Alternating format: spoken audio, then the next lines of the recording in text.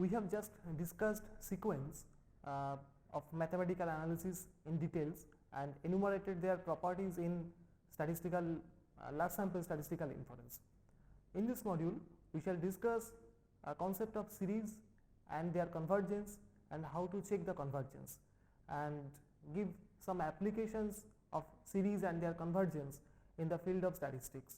And lastly, we shall discuss an interesting property of a sequence, because we know that a sequence may either converge or may diverge, but there may be some oscillating sequences, and the nature of oscillation can be enumerated to study the rate of convergence of a sequence.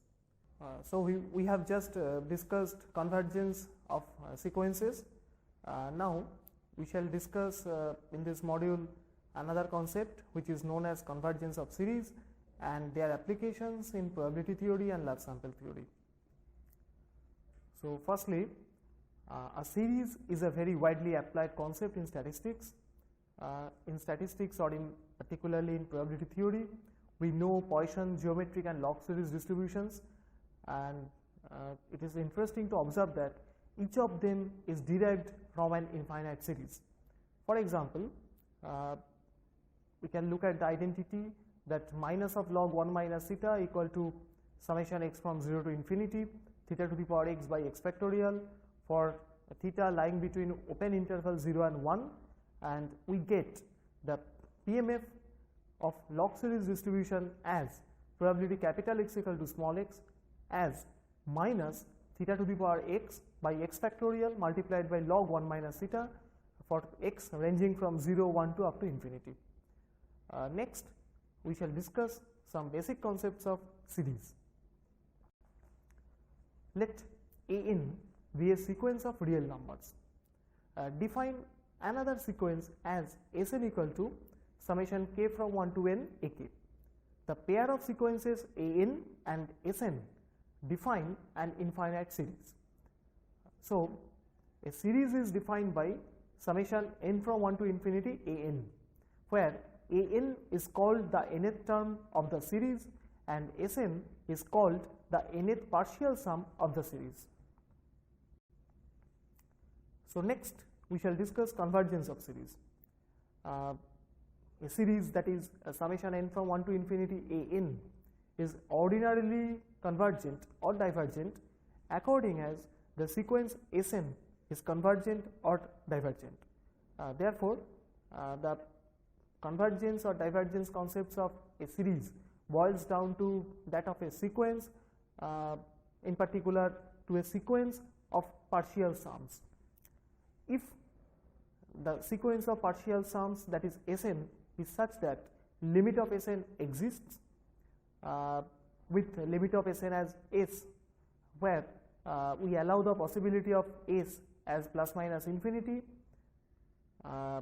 If S is finite, we say that the series converges ordinarily, and then summation of n, where the range of the summation is from 1 to infinity, is S.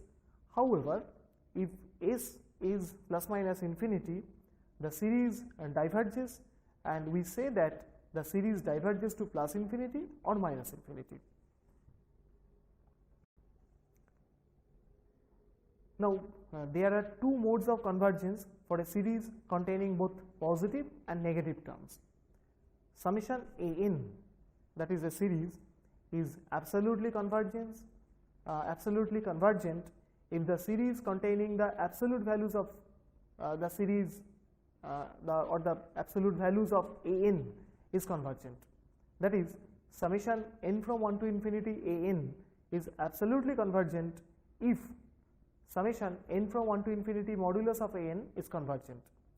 Again, summation An is conditionally convergent if summation An is convergent, but summation n from 1 to infinity modulus of An is divergent. Note that absolute convergence implies ordinarily or ordinary convergence. However, the converse is not always true. So let us consider some examples. Consider the series summation n from 1 to infinity 1 by n square. Then the nth partial sum is simply Sn equal to 1 plus 1 by 2 square plus 1 by 3 square up to 1 by n square. Note that Sn is an increasing sequence. Again, we have the inequality that 2 to the power n plus 1 minus 1 is greater than 1, and since Sn is an increasing sequence, the above inequality implies that Sn is less than S 2 to the power n plus 1 minus 1. However, after a routine algebraic manipulation, it can be shown that S 2 to the power n plus 1 minus 1 less than 2 minus 2 to the power minus n less than 2 for every n greater than equal to 1. Thus, Sn less than 2 for n greater than equal to 1, and also by definition Sn greater than equal to 1 for every n greater than equal to 1. Therefore, we find that Sn is monotonically decreasing and at the same time it is bounded. Therefore, by monotone convergence theorem of sequences, we can say that Sn is convergent, and hence the corresponding series, that is the series summation n from 1 to infinity 1 by n square, converges. Next, consider the series with alternating terms, that is summation n from 1 to infinity minus 1 to the power n. Then the nth partial sum is either 0 whenever n is even and minus 1 whenever n is odd. Thus, Sn equal to minus 1 plus minus 1 to the power n whole thing divided by 2. Naturally, Sn is oscillating, and hence according to our convention it does not converge.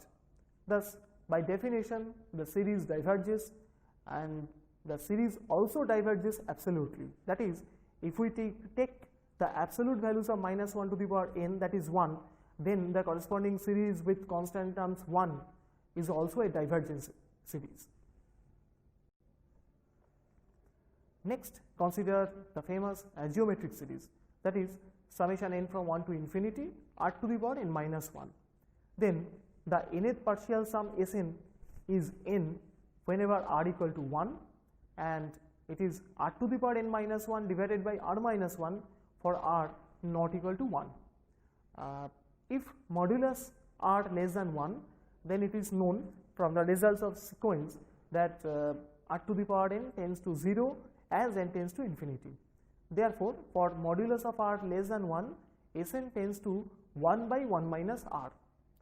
However, if r greater than 1, r to the power n diverges to plus infinity, and hence Sn diverges to plus infinity. Further, for r less than equal to minus 1, Sn oscillates. Thus, combining all these, we get that the geometric series converges for modulus of r less than 1 and diverges otherwise, and the geometric series converges to 1 by 1 minus r. Consider the next example, which is closely related to Riemann's zeta function, and this is known as P series in mathematical analysis. The P series is defined as summation n from 1 to infinity 1 by n to the power p, where p is a real number, and the P series is known to converge if and only if p is greater than 1. Thus, the harmonic series, that is when p equal to 1, diverges. In our next example, consider the series with positive and negative terms, that is 1 minus half, plus 1/3, minus 1/4, plus and so on. It is well known that the above series converges to log 2. Actually, this can be found by expanding log 1 plus 1. However, the corresponding series with absolute values is nothing but the harmonic series which diverges. Thus, we find that the original series, that is 1 minus half plus 1/3 minus 1/4, converges, but the series with absolute values, which is the harmonic series, diverges. Hence, the series is conditionally convergent.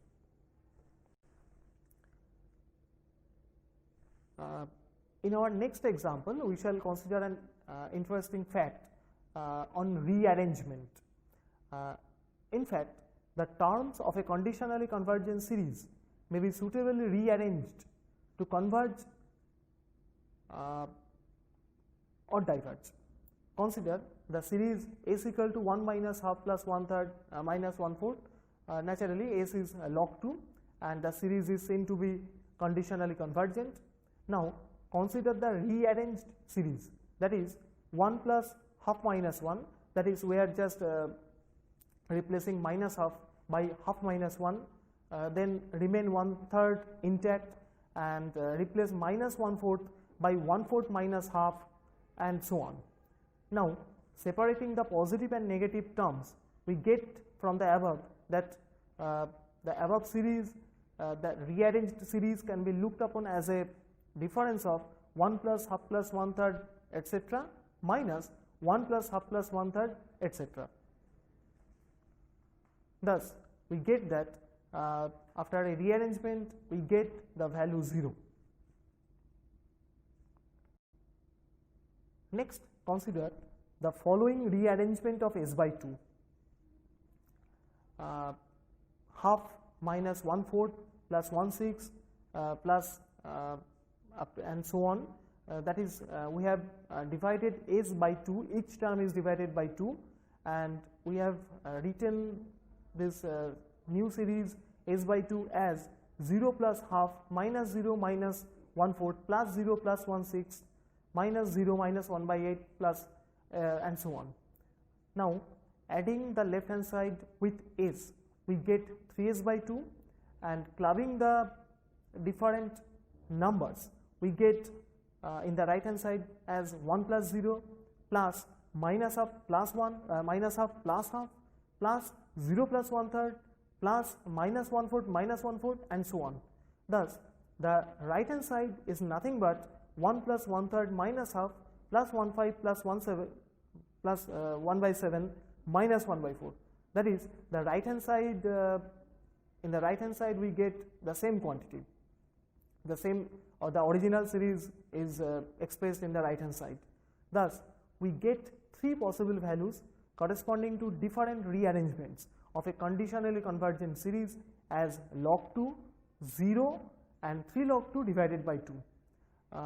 For a detailed discussion and the related theory on this issue, we refer the reader to the methods of real analysis by Goldberg. So, let us enumerate the application of conditionally convergent sequences, conditionally convergent series in probability. The above observation or the above property of rearranged series forms a basis to define the existence of moments. Suppose x is a random variable with probability mass function probability x equal to xi as pi, then for some function g, expected value of gx is said to exist if and only if the series summation gxi multiplied by pi is absolutely convergent. Now, we shall give an example to show that the usefulness of above requirement. Suppose xi is minus 1 to the power I minus 1 multiplied by 2 to the power I by I, and pi is taken as 2 to the power minus I. Then it is easy to observe that the series summation xi pi, which is nothing but minus 1 to the power I minus 1 divided by I, is ordinarily convergent and converges to log 2. However, the series is not convergent absolutely, because when we take the absolute values of xi multiplied by pi, we get 1 by I, and therefore the series with absolute terms is nothing but the harmonic series which diverges, and hence according to our definition, expected value of x does not exist even though summation xi pi is convergent. Another application of convergence of series is to check the existence of moments of distributions which support as a whole set of integers. For example, consider probability x equal to small n as c by n into n plus 1, where n ranging from 1 to up to infinity and c is a positive constant. Naturally, c is such that summation probability x equal to n equal to 1. Now consider the nth partial sum of the above, which is Sn, and defined as summation I from 1 to n c times 1 by I into I plus 1. Now just adjusting 1 by I into I plus 1 in partial fractions, we get that Sn equals c multiplied by 1 minus 1 by n plus 1. Thus as n tends to infinity, we get that 1 by n plus 1 tends to 0, and hence Sn tends to c. Thus we get summation n from 1 to infinity probability x equal to n equal to 1 only when c equal to 1. However, we find that the series summation n from 1 to infinity n multiplied by probability x equal to n diverges, because in that case we get the series summation 1 by n plus 1 which is a divergent series, and hence expected value of x does not exist. Next we shall introduce the concepts of supremum and infimum of a sequence. We have already seen that the sequences can diverge. However, the asymptotic behavior of a divergent sequences or divergent sequence can be described by considering the behavior of the bounds of the sequences. For an, a sequence, L is a lower bound if an greater than equal to L for every n greater than equal to 1, and U is an upper bound if an less than equal to U for every n greater than equal to 1. From the properties of real numbers, if a sequence admits a lower or upper bound, it also has a greatest or least lower or upper bound. The least upper bound and the greatest lower bounds are defined respectively by UL, which is defined as supremum of an, and LU as infimum of an. The limiting behavior of any sequence can be studied from the behavior of these bounds for increasing n. Next we shall discuss an interesting concept which is known as limits of the bounds.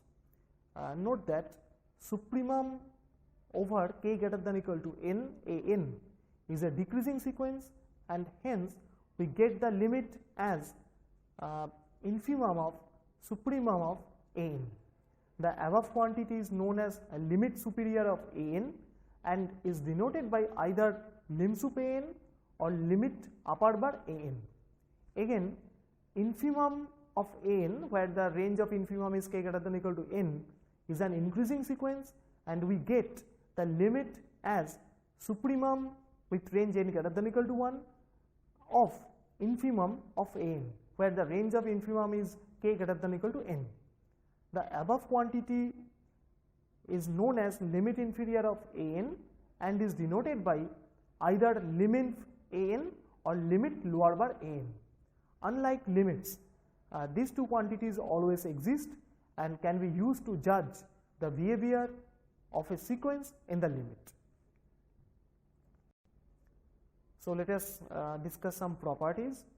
A sequence an is convergent if and only if the limit superior and limit inferior are both finite and equal. For any sequence an, limit superior is always greater than equal to limit inferior. If limit superior is finite, then limit superior of an is nothing but minus of limit inferior of minus an. If an and bn are two sequences with finite limit superior and limit inferior, then limit superior of an plus bn is less than equal to limit superior of an plus limit superior of bn, and the limit inferior of an plus bn is less than equal to, and limit inferior of an plus bn is greater than equal to limit inferior of an plus limit inferior of bn. If an and bn are two positive sequences with finite limit inferior limit superior, then we get limit inferior of an bn, the product is less than equal to the product of limit superiors. So let us consider some examples. Consider an equal to e to the power minus n. The sequence is strictly positive and monotonically decreasing in n. Now supremum value of ak for k greater than equal to n is nothing but the supremum value of e to the power minus k for k greater than equal to n, and since e to the power minus k is a decreasing sequence, we get this supremum as e to the power minus n. Naturally, limit superior of n is nothing but the infimum of e to the power minus n for every n where the infimum has range n greater than equal to 1, and we get that this infimum is nothing but 0. Again, infimum of ak for k greater than equal to n is nothing but the infimum of e to the power minus k for k greater than equal to n, and which is again 0. Thus, limit inferior in this case is also 0. Since we get limit inferior and limit superior both finite and both 0, that is equal, we observe that the limit exists, and this limit is given by limit of n equal to 0. Consider our next example where the sequence is taken as 1 plus minus 1 to the power n, and the sequence is naturally non-negative and oscillates between 0 and 2. That is, the value of an is either 0 or 2. Now, supremum value of ak for k greater than equal to n is nothing but 1 plus supremum value of k greater than equal to n of minus 1 to the power k, which is 2. Therefore, limit superior is nothing but 2, and in a similar way, the infimum value of ak for k greater than equal to n is 0, and hence we get that limit inferior of n is 0. Thus, we find that here limit inferior and limit superior are both finite, but they are different. Since these two quantities are different, limit does not exist. So we have just seen what is a series and what are their roles in statistics and especially in probability theory, and we have also seen that how different equations of first order or some different orders can be enumerated numerically in the large sample using the concepts of limit superior and limit inferior of sequences. And in our next module, we shall discuss different tests of convergence for positive series and for alternating series and their application in statistics.